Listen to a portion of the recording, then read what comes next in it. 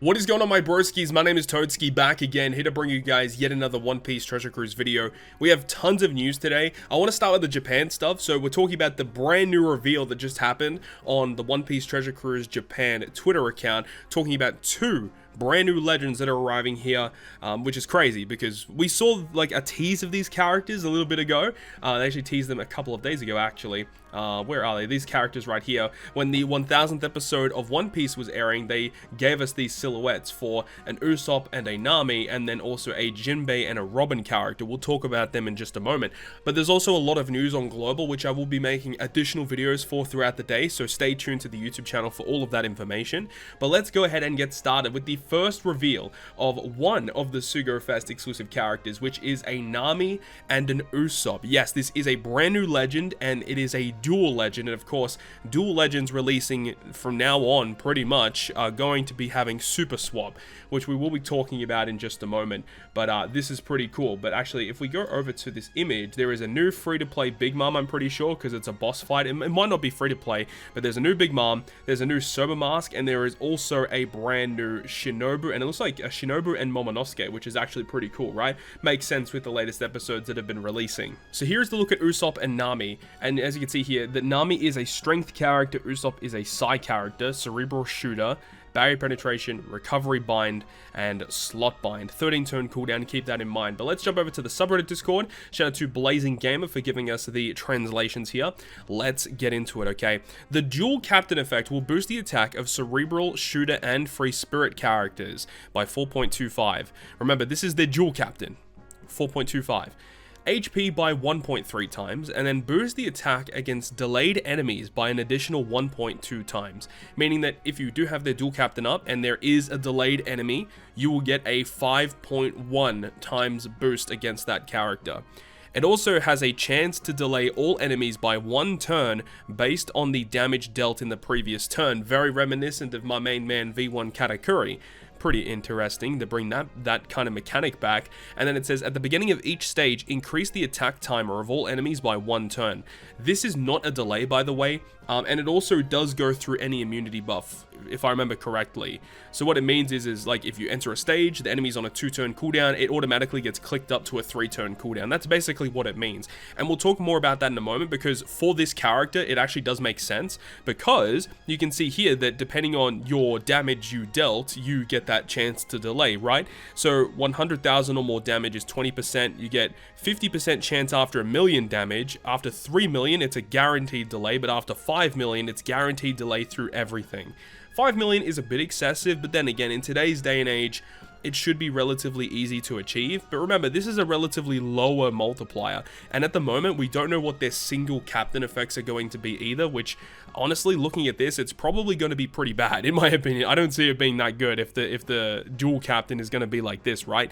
I assume that this is still going to be there though, very similar kind of numbers that we see here. But it's interesting because if you're able to get that increased attack timer, it basically gives you 1 free turn to get the guaranteed delay, which gives you the better attack multiplier. So it's definitely not a speed captain for sure.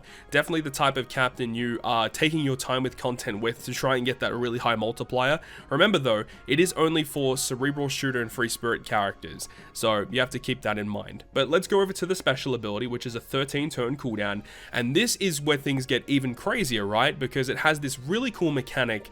Paralyzes all enemies for 5 turns. What it says is it's 75% chance to stop any action. Now, just according to this text here, it does mention any action, right? Does that mean that if an enemy does, like, after 1 turn, they will, you know, give you 5 turns of attack down, for example? Does this literally negate, like, any additional gimmicks that the character does, not only just their attacks? If this negates enemy gimmicks as well as attacks, this has the potential to be incredible, right? However, it is a chance to apply, only 75% chance. So there is the, you know, the 1 in 4 chance that they're still going to do the bad things to you. It will also delay all enemies for 2 turns, so if they don't have a delay immunity, then you can already get the free damage, which is good, but if they do have it, then obviously you have to rely on the captain effect to give it to you. And then it will also reduce paralysis and special bind by 6 turns on your crew. That's very nice. And then it boosts the color affinity of cerebral and shooter characters by 2.25 for 1 turn. Oddly enough, that the captain ability boosts free spirit, but only gives color affinity to cerebral and shooters. Not a fan of that. But then it will also become Nami and Usopp for 3 turns, and at the time of the special activation, if there is a delayed enemy, it will increase delayed conditional boost damage by plus 0.3. A little bit of a weird gimmick there, but we'll talk more about that in just a moment. But you cannot use this to buff the captain effect, because this is not an additional buff. This is just an inbuilt effect in the captain ability. Because when we look at their swap effect, changes their own slot to matching, removes special bind on themselves, reduce bind and despair by 1 turn for the whole team. Love that. And then boost attack against delayed enemies by 1.5 for 1 turn. But then after 4 swaps, you get access to their super swap, which changes their own slot and adjacent slots into matching, completely removes special bind, reduces bind and despair by 2 turns instead, and you get a 2 times delayed conditional boost with their super swap.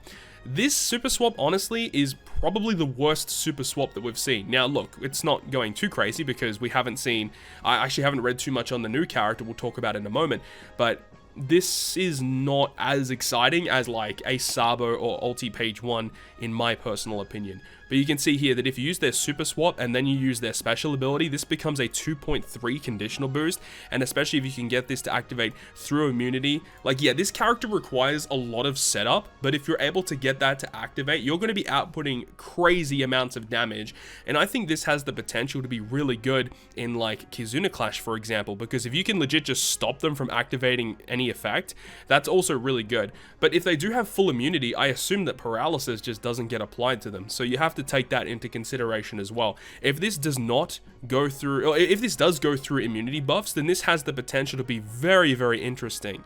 But remember, still 1 in 4 chance for that not to activate though. But yeah, if it has a lot of setup, but if you're able to get it to activate, it's pretty incredible actually. We also have some information on their Pirate Rumble stuff, so their special 2.5 times attack in a large sideways range, 80% chance to paralyze enemies for 20 seconds, and cerebral crit rate up level 7 for 30 seconds. I mean, it's fine. I mean, I guess they are still trying to push the type meta, or the class meta, should I say, in PvP, so it's fine. 32 is a bit high, but 2.5 times attack is a lot of damage. And then their ability is cerebral HP level 5, crit rate level 6, and then strength and side defense up level 3. Interesting that they're trying to go in 2 different routes. Like, honestly, just scrap the color stuff. Just go full cerebral, dude. Like, why even bother? Don't try and double dip. Just go full hardcore balls to the wall with like one class. That would have been a bit better in my opinion if they gave the defense just to cerebral as well.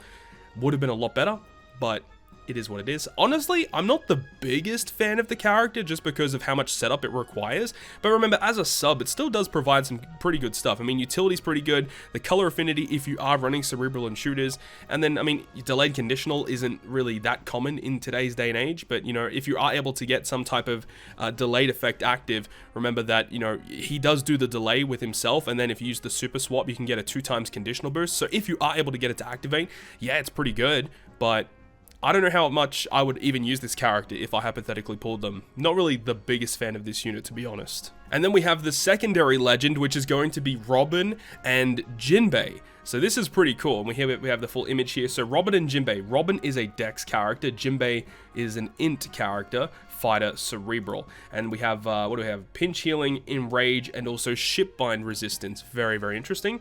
Let's go over to the information and get the goods. What are we going to get from this guy? Okay, so let's scroll down to Robin and Jinbe. Their dual captain effect is going to boost the attack of fighter and cerebral by 5x, 1.5 health, okay, and 1.3 recovery. Very tanky unit, and if you get those recovery slots, you're going to be healing for a lot.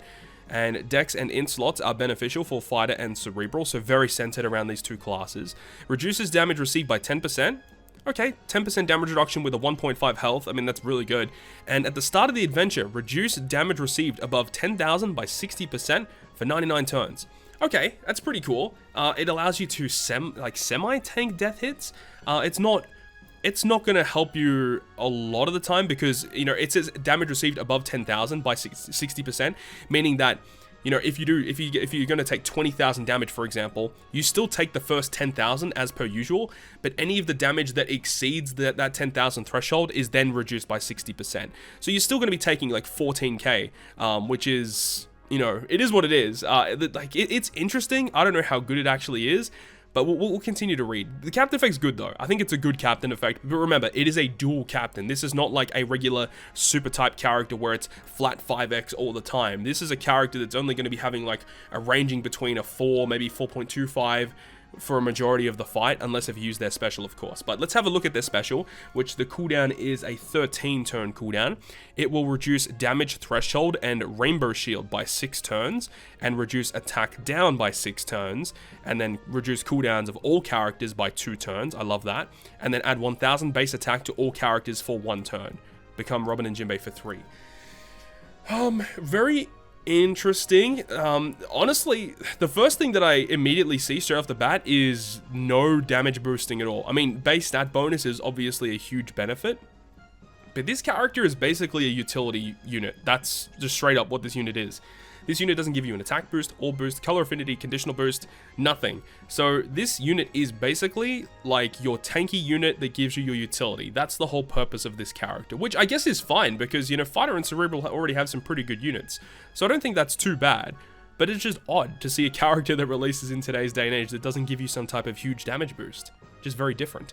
Let's have a look. Completely restore special cooldown when it's rewinded, which works perfectly with their special. Reduce 2 turns of cooldown. Would have been really interesting if this character had fear resistance.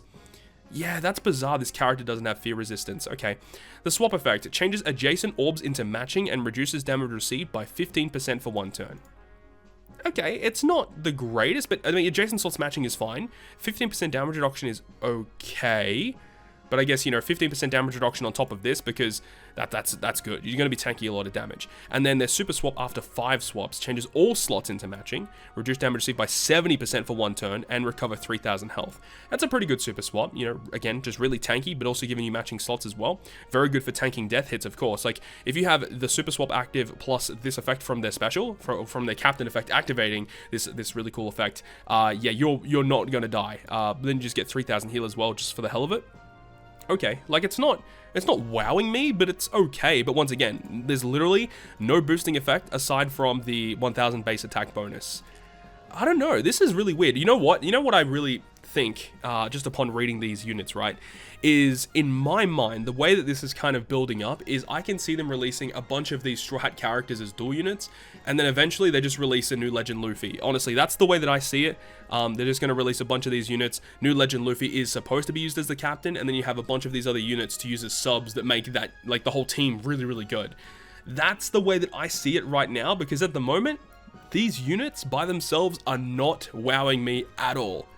But let's have a look at their PvP special. Fighter guard up level 5 for 20 seconds. Target lock on themselves for 25 seconds. That's pretty good, actually. Counter state on themselves. Wow. Okay, that's pretty good. That's really good. The fact that they put provoke on themselves as well as a counter. Whew. Okay, this unit's going to be a pain to deal with. This is going to be very good on defensive fighter teams because you have guard, provoke, and counter. Wow. All on themselves. And that's 29 CT. That's not terrible. And then their ability is defense level 4, attack level 5, and then dex and int get level 5 health. See, that's annoying, right? Because the fact that this unit is a dual unit, you actually don't get this HP buff on themselves, only for other dex and int characters on your team. But at least this character is still providing level 4 defense and level 5 attack. Like, that's still acceptable. And if you are running other fighters on your team, if they're dex and int, they just get level 5 health added on top of it. So I think, honestly, this is pretty good. I can see this unit being used definitely on a defense team focused around fighter characters for sure.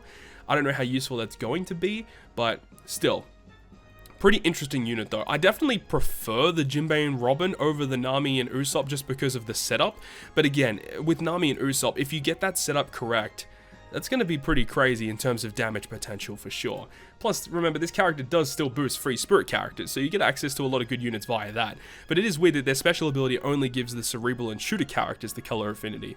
Pretty weird addition. Either way, that's the rundown of the brand new units, Robin and Jinbe and Nami and Usopp. Definitely let me know down below in the comment section, what are your guys' opinions about these brand new SugoFest exclusive characters? And these are considered regular legends. They will be available on any regular ticket moving forward, so keep that in the back of your mind. In terms of when this will be releasing on global, I expect, honestly, this should arrive December 19th, I would think, if we're trying to do the catch-up play. I would think this would arrive December 19th, because I think this will be like the last regular monthly batch unit that we're missing.